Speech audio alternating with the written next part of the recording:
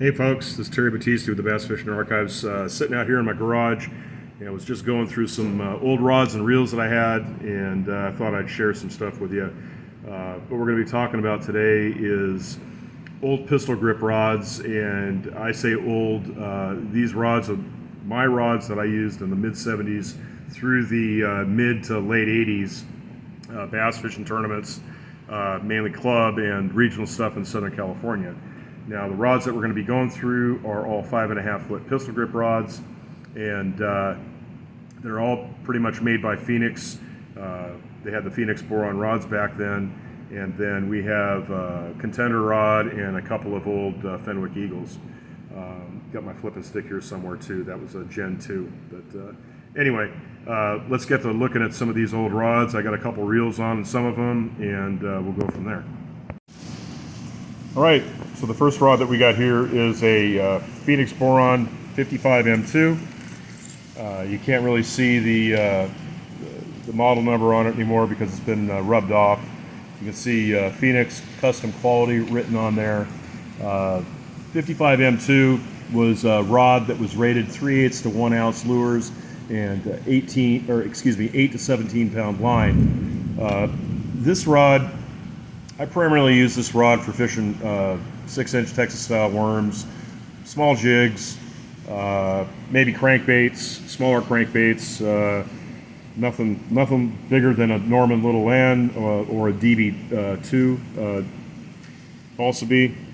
And on the rod, I just happen to have a 1978 vintage loose speed spool BB1 model.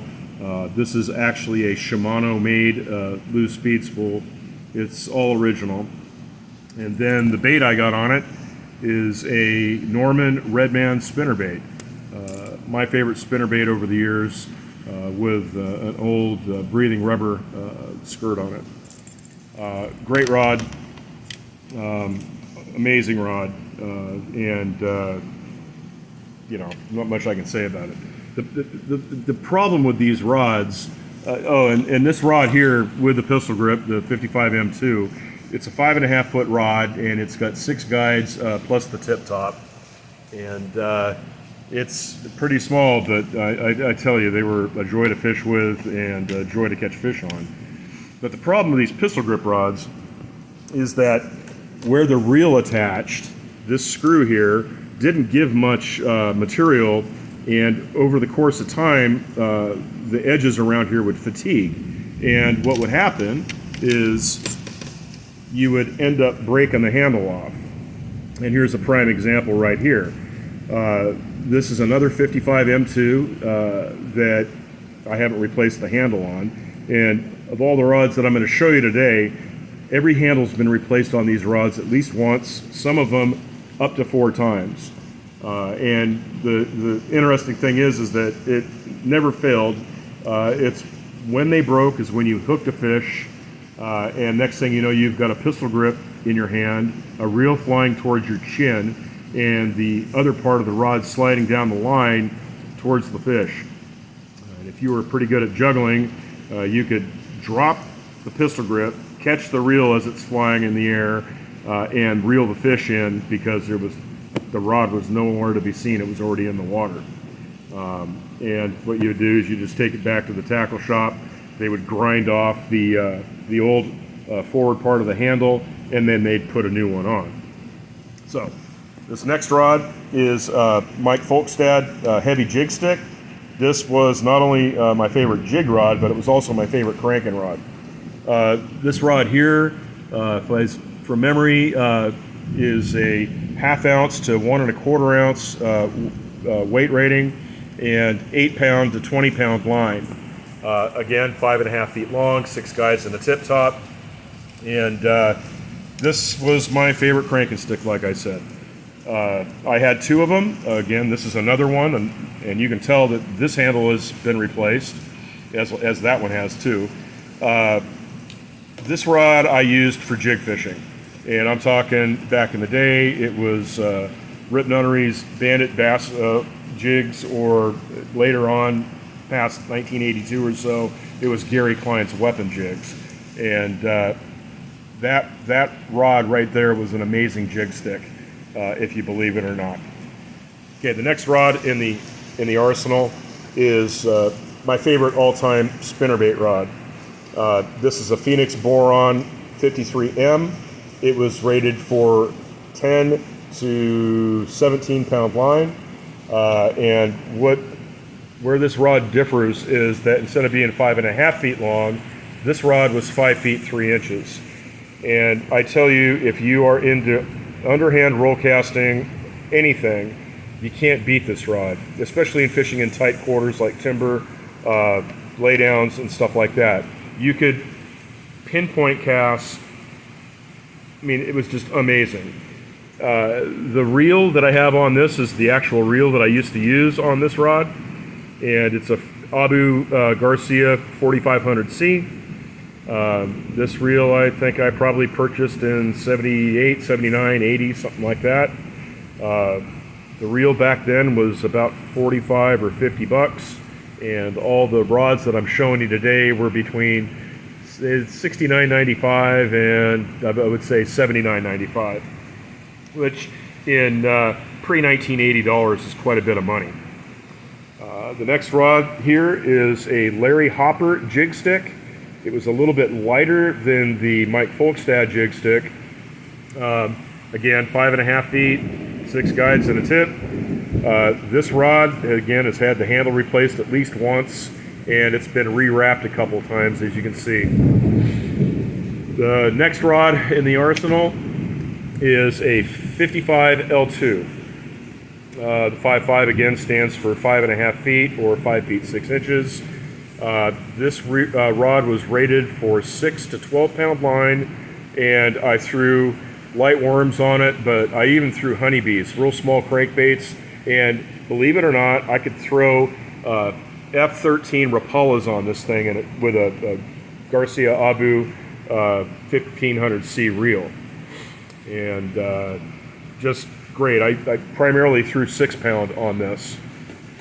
And then the next rod in the arsenal is a Don Iovino Doodle stick. This rod was rated 6 to 8 pound line. Again, pistol grip. This has a 1500C Garcia ABU reel on it. This is exactly what was used back in the day for doodling those deep Southern California reservoirs. Fish 6 pound line, 3/16 ounce sinker, and a 1/0 or a 2/0 Sproat worm hook back in the day.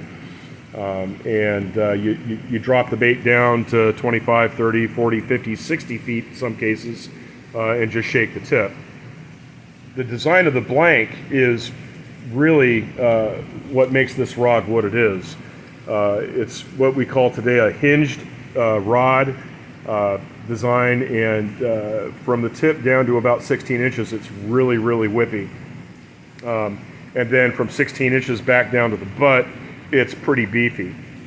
And what that allows you to do is, with little effort, shake the tip, which then imparts action on the bait. The other thing that it does is that when a fish picks up the bait in 25, 30 foot of water, it doesn't sense the tip movement. And when you get bit, you hardly ever feel the fish eat the bait like you would a typical Texas worm fish, where you feel a tap tap. All that happens is that the rod tip, as it's bouncing, the rod tip just stops. And that's what signals your bit, and then it'll start going down a little bit, and then you just start reeling your butt off and set the hook on the fish. Okay, the next rod in the lineup is a Contender. These rods were only around for maybe 5 years maximum. They started business in order to compete with Phenix. They made some really, really good rods. I was lucky enough to get to field test a lot of the prototypes before they came out to the masses, and this is one of 2 that I have remaining. This today is a rod that I like to throw blades on. It's a fast action, and it's a pretty good taper rod.